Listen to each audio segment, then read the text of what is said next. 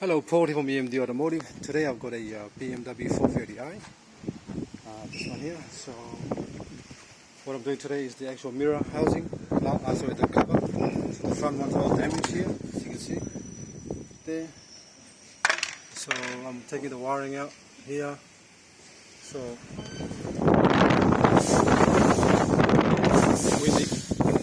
okay, let's go back here. So I'm going to take all this apart. So what I've done is I've took the actual little light here, indicator here for the actual on side of the mirror of the old one. So from here to there. So now I'm going to put everything back.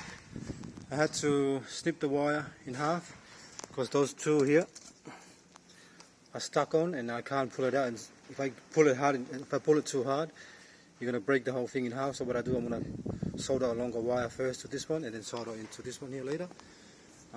Doesn't really matter anyway. So it's the main thing. Otherwise, if you pull, I've seen it in the past, if you pull that hard enough, the whole thing will break off the element and you have more problem for the heater.